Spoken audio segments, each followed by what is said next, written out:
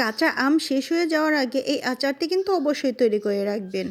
ডাল, ভাত, খিচুড়ির সাথে খাওয়ার জন্য একদম পারফেক্ট একটি কাঁচা আমের আচার, টক, ঝাল এবং হালকা মিষ্টি।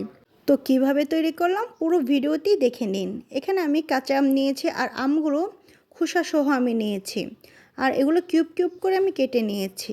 তো সবার প্রথমে কাঁচা আমের আচারের জন্য একটি আচারি মশলা তৈরি করে নিব, আর এই মশলাটা কিন্তু একদম ভিন্নভাবে তৈরি করেছি। এখানে আমি 7 থেকে 8টি শুকনো মরিচ নিয়েছি। প্রথমে শুকনো মরিচগুলো হালকা করে ভেজে নিয়েছি। এরপর দিয়ে দিয়েছি 5 ফোড়ন 1 চামচ পরিমাণ, মেথি 1 চামচ পরিমাণ, একটি তেজপাতা, 2টি এলাচ আর 1 খণ্ড দারুচিনি। হালকা করে নেড়েচেড়ে ভেজে এটা ব্লেন্ডারে আধা ফাঁকি করে নিব। আর হ্যাঁ, এই আচারি মশলাটা শুধুমাত্র টক, ঝাল, একদমই হালকা মিষ্টি আচারের জন্য, কড়া মিষ্টি আচারের জন্য এই আচারি মশলাটা দেওয়া যাবে না। টক টক করে যদি আমের আচার তৈরি করেন তখন এই আচারি মশলাটা তৈরি করে দিবেন। আচার তৈরির জন্য সবার প্রথমে চুলায় প্যান বসিয়ে দিলাম। তারপর এখানে দিয়ে দিলাম বেশ কিছুটা পরিমাণ সরিষার তেল। এখানে 1 পা পরিমাণ সরিষার তেল দিয়েছি। তারপর দিয়েছি 2টি শুকনা মরিচ, রসুন কুচি, 2টি ছোটো সাইজের রসুন আমি কেটে নিয়েছি, আর আদা কুচি দিয়েছি 2 টেবিল চামচ পরিমাণ। এখন এটা খুব ভালোভাবে নেড়েচেড়ে হালকা করে ভেজে নিতে হবে। হালকা করে যখন ভাজা হয়ে যাবে সেই সময় এখন এর মধ্যে দিয়ে দিব কেটে রাখা আম। তো আমটা দেওয়ার পর এখন এই আমটা খুব ভালোভাবে নেড়ে চেড়ে এখন এই রসুন আদার সাথে মিশিয়ে নেব এই পুরো তেলের সাথে। তো মিশিয়ে নেওয়া হয়ে গিয়েছে। মিশিয়ে নেওয়া হয়ে গেলে এখন এর মধ্যে দিয়ে দেবো মশলা। এখানে আমি দিয়েছি 1 চামচ পরিমাণ হলুদের ফাঁকি, আরও দিয়ে দিব 1 চামচ পরিমাণ মরিচের ফাঁকি, আর 1 চামচ পরিমাণ সজের ফাঁকি।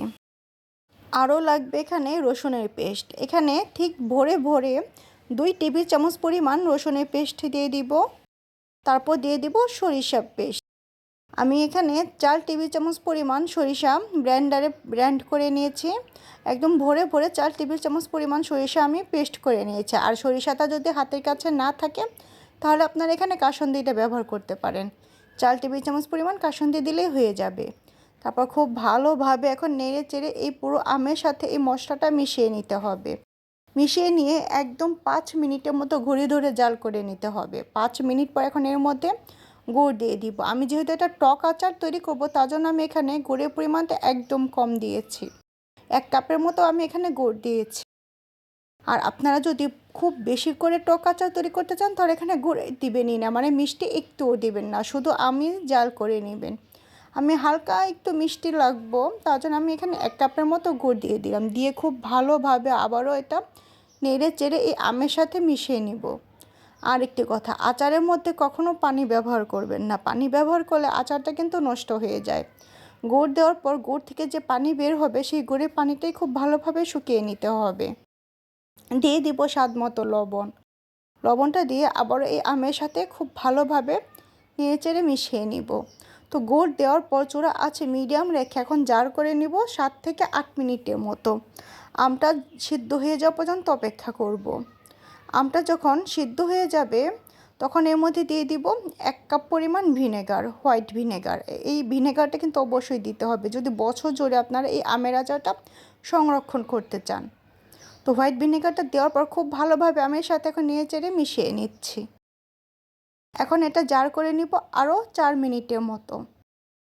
তো 4 মিনিট পর এই আমের আচারটা কিন্তু পুরোপুরিভাবে তৈরি হয়ে যাবে। ভিনেগারের পানিটা যখন টেনে নিবে 4 মিনিট পর তখন এর মধ্যে দিয়ে দিব প্রথমে যে মশলাটা তৈরি করেছিলাম টক আমের আচারি মশলা, সেই সম্পূর্ণ মশলাটা আমি আধা ফাঁকি করে নিয়েছি ব্লেন্ডারে। সেই মশলাটা এখন এই আমের মধ্যে দিয়ে দিব। দিয়ে খুব ভালোভাবে এই আমের আচারের সাথে মিশিয়ে নিব। এই মশলাটা দেওয়ার পর মানে মিশানোর মধ্যেই দেখবেন যে খুব সুন্দর ঘর দিয়ে একটি আচারি গন্ধ বের হয়ে গিয়েছে, এত সুন্দর একটি ফ্লেভার বের হবে। তো খুব ভালোভাবে মেশানো হয়ে গেলে দিয়ে দিব বিট লবণ। এখানে আমি 2 চামচ পরিমাণ বিট লবণ একদম ভরে ভরে দিয়ে দিয়েছি। আপনারা যে যতটুকু পরিমাণ আমের আচার তৈরি করবেন ঠিক সেই পরিমাণ বুঝে আপনারা এখানে মশলা ব্যবহার করবেন। খুব ভালোভাবে নেড়েচেড়ে মিশিয়ে নিচ্ছে। এই তো আমার এই আমের আচারটা কিন্তু তৈরি হয়ে গিয়েছে। এ পর্যায়ে আমি গ্যাসের চুলাটা বন্ধ করে দিব। তো আমের আচারটা আমি টক করে তৈরি করেছি তার জন্য আমের রঙটা একটু টক টক কালারই আছে। যদি আপনারা গুড়ের পরিমাণটা বেশি দিতেন তাহলে এটা মিষ্টি আচার হয়ে যেত আর এর রঙটাও হতো খুব সুন্দর। টকটকে রং হতো, লাল টকটকে আর কি। এই তো তৈরি হয়ে গেল কাঁচা আমের টক মিষ্টি, মিষ্টি না টক হালকা মিষ্টি আর ঝাল আচার। এইভাবে একবার আচার তৈরি করবেন। গরম গরম ভাত, খিচুড়ি, আম ডাউল, ডাল ভাত খেতে কিন্তু দারুণ লাগে এই আচার দিয়ে। একবার তৈরি করে বছর জুড়ে সংরক্ষণ করতে পারবেন আর গরম গরম খিচুড়ি ডাউল এর সাথে পরিবেশন করবেন। খুবই মজা হয়েছে আচারটি খেতে।